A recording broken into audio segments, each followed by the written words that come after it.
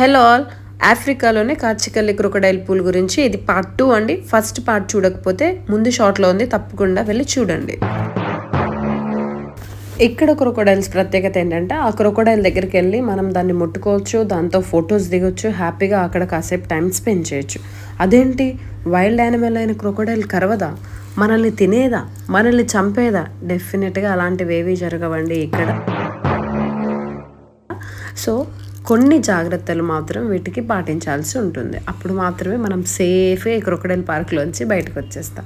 So ఆ జాగ్రత్తలు ఏంటంటే, ఫస్ట్ అండ్ ఫార్మోస్ట్ థింగ్, అక్కడ పరిగెత్తడం కానీ, హడావిడి చేయడం కానీ, ఒకేసారి చాలామంది వచ్చి అరవడం కానీ, పెద్ద కేకలుగా కానీ, గుంపులుగా కానీ జనాలు అక్కడ ఉండకూడదు.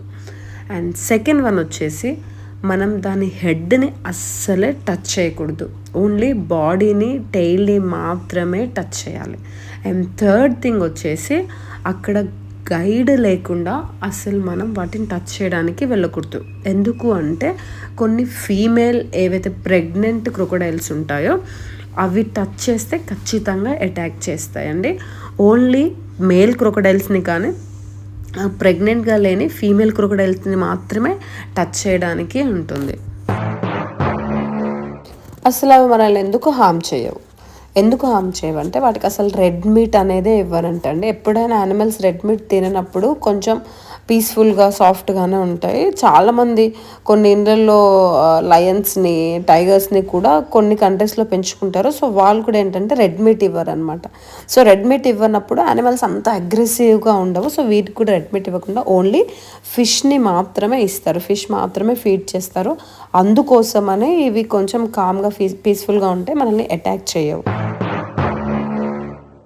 మరి ఈ క్రొకడైల్స్ని ఎవరు ఫీడ్ చేస్తారు? యాక్చువల్గా ఈ క్రొకడైల్ పార్క్ ఉన్న ప్లేస్ ఏదైతే ఉందో దానికి ఓనర్స్ వచ్చేసి బొజాంగ్ ఫ్యామిలీ అనే ఒక తెగ వాళ్ళు కొన్ని జనరేషన్స్ నుంచి దీన్ని మెయింటైన్ చేస్తున్నారండి. వాళ్ళు ఈ ల్యాండ్కి ట్రెడిషనల్ ఓనర్స్ అనమాట.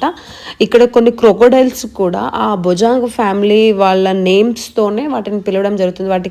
వాళ్ళ నేమ్స్ని వాటికి పెట్టడం జరిగిందండి. సో యూజువల్గా ఈ బొజాంగ్ ఫ్యామిలీనే వీటిని ఫీడ్ చేస్తూ ఉంటుంది. ఫిషెస్నైనా ఏదైనా వాటి టేక్ కేర్ అంతా ఈ బొజాంగ్ ఫ్యామిలీ కొన్ని జనరేషన్స్ నుంచి వాళ్ళే చేస్తున్నారు. హిడెన్ ఫ్యాక్ట్ ఏంటంటే, ఇక్కడ ఉన్న క్రొకడైల్స్ మిగతా క్రొకడైల్స్ కంటే చాలా ఎక్కువ కాలం బ్రతుకుతాయంట. ఇంతకు మా ఆయన టచ్ చేశాడా, భయపడ్డా? దీనికి సంబంధించిన వీడియో డిస్క్రిప్షన్లో ఇస్తాను, తప్పకుండా వెళ్ళి చూడండి. ఏన్షియంట్ టైమ్స్లో ఈ క్రొకడైల్ పూల్ ఒక హోలీ ప్లేస్గా కన్సిడర్ చేసేవారు. దీని గురించిన డీటెయిల్స్ నెక్స్ట్ షార్ట్లో